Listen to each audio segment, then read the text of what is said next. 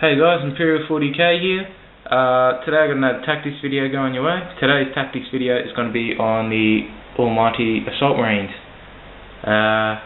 So I'll just go straight into it because I've got a lot of stuff to cover, guys, and I really don't want this video to go too long, hopefully about 12 minutes. Okay, so let's just jump straight into the overview of it. So it's 100 points for 5 men. For every 5 guys in the squad you can get a flamer or a plasma pistol. Flamer's 10 points.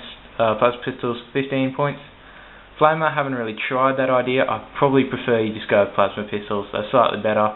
It's only 5 more points, guys. It opens up your more roles to the squad, like what it can do. It can, if it's got a plasma pistol, it can start to maybe, you could maybe take on a light vehicle if you had to. So with the sergeant, you can get storm shield, plasma pistol, power weapon, lightning claw, power fist, thunder hammer, or lightning claw. That ranges from 15 to 30 points. You can also take melter bombs or a combat shield. So with my guy, I originally just had him with a power fist and melter bomb, and then I realised he's got, he's pretty expensive. That's 35 points. It's like something like a 50+ point character. So I thought I better protect him a bit more, so I gave him a storm shield, and that's helped me out a bit. Yeah, pretty much, it's helped me out a bit. So that's what I got, guys. So that's about 145 points just here, and this is what the video is going to be all about. So let's just get straight into basic tactics. So formation. I know in my tactical marine tactics video I was going on about formation. It's kind of more important. For this, it's not really important at all. Just go with this kind of deployment. This deployment is probably the best. There's no real other deployment you should do. So I wouldn't recommend any other deployment than this. It's like a 1-inch kind of spread. It doesn't really matter how you deploy these guys. No matter what, they're still going to do the exact same as what they usually do. There's nothing wrong with deploying them all over the place or really close together. So I just go with that for formation. Deployment. Try start behind cover. So say you just started the game, your forces over here, the enemy forces over there. If you can, and you're not going first, or even if you are going first, try and start behind cover. So not in cover, because if you go in cover, you got to take a dangerous terrain test. If you don't know what a dangerous terrain test is, you should probably go find that out. So try start behind cover, so you can't be seen. And even if you're going first, do it anyway, just in case they siege the initiative. Then you'll be, kicking yourself in the bloody foot, or shooting yourself in the foot. I don't know what the saying is. Yeah, so do that, and that's, you can always jump over it because you've got the jump packs, so it doesn't do anything but help you. So try spawn behind cover if you can. If you can't, it's okay. Combat squad. Should you combat squad them? I've got 5, and they don't do well. To be honest, they really don't. So if you got 10, keep them in 10. Unless you have a really strategic interest, like one of the strategies I'm going to tell you in a minute. Unless, say, you got 2 objectives and you need to cover 2 objectives to defend, I wouldn't split them in combat squads. Always keep them as 10-man squad. These guys, they barely hold out 2-3 rounds before they die. So if you've got a 10-man squad, they will obviously last a lot longer, probably till the end of the game. And they'll do a lot more damage in combat as well. Yeah. So should probably not combat squad them unless really badly require it. Move or don't move. I don't see there's a reason why you shouldn't move. You should always move. Unless you are contesting an objective or you're capturing an objective. There's a new 6th edition game type where you can do that. So if it's a fast attack, you can capture it, not just contest it. If you're doing that, that'd be the only excuse I'd give you for not moving around the field. Or if you had just one guy left and you didn't want to give away a kill point or something in Annihilation, or Kill the Alien, I think it's called. Yeah, so always move when you can, unless it's strategic value behind it or strategic interest. Always shoot. There's no point of not shooting. If you can, do it. If you can't, whatever. Doesn't matter. Doesn't really make too much difference. The squad's mainly an assault squad, not a shooting squad. Transport. Should you get a transport? I say no. There's no point. You already moved 12 inches, so you don't really need a rhino. You already deep strike, so you don't really need a drop pod. So two pretty wasteful ways of wasting points. So I wouldn't get either of them. Assault. Always assault them first. Get that 1+ attack. That makes them even more better, even more powerful, and just more hits when you're in the combat. When you only, when you're Space Marines, you only get a max of like 10 guys in a squad, and say Orcs get a max of like 30. A Guard can get blob squads of like 50. That extra hit, makes them like 3 times the amount that what they already are. So try always assault first. Get that 1+ attack. Assaulting is what they do best, so you should always assault first.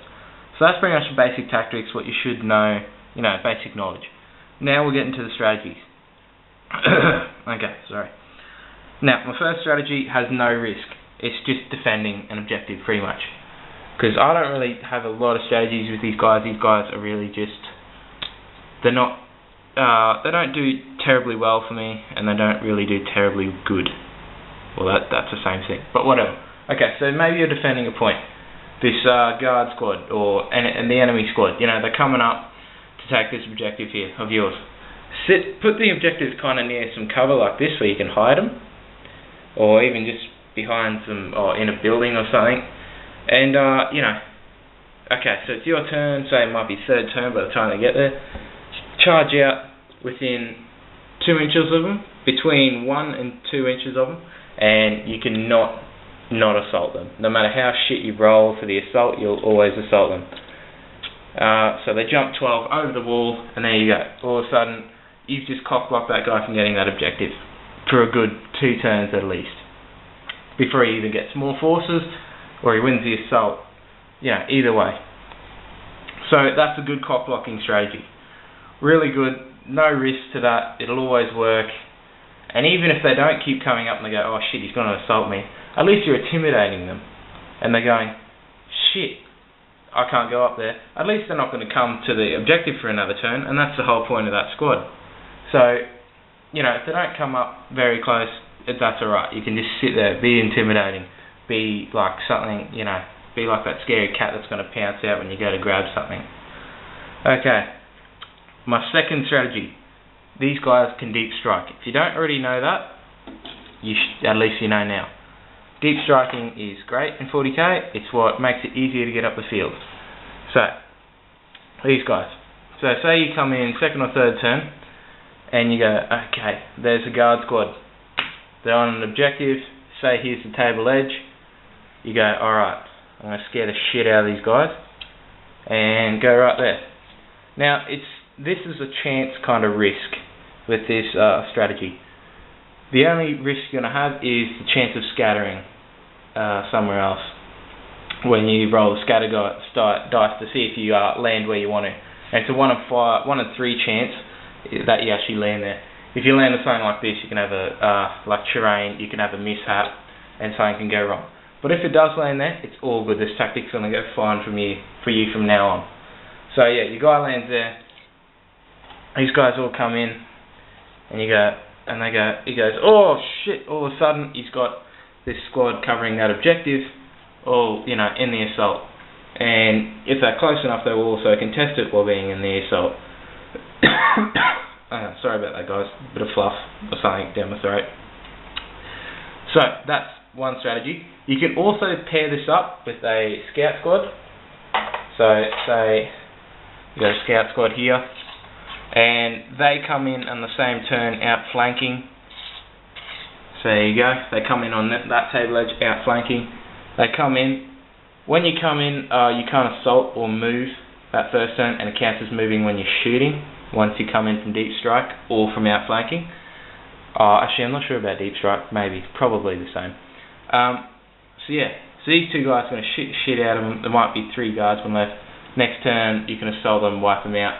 These scouts can move over. So I'll just quickly take this out. Yeah, these scouts move over, then they take the objective. Then all of a sudden, you're behind enemy lines with a decent force, with enough punch in it, because You got, this guy here, you probably got melter bombs and a power fist on him, so he can go, get rear armor hits on tanks from over here. And all of a sudden, your enemy guy is going to be going, holy shit, I'm pretty fucked now. These guys have captured my point, and there's there's a fucking crazy squad of assault marines running around the board fucking up my guys. I better do something about it. So he's going to start devoting troops to it. Before I get to that, another strategy you can use with these guys is target a squad. You don't need the scouts for this one. Target a squad that's weak and vulnerable at close combat. As such, is a heavy weapon team. At close combat, they definitely won't do very well at all. It's a 6-man squad.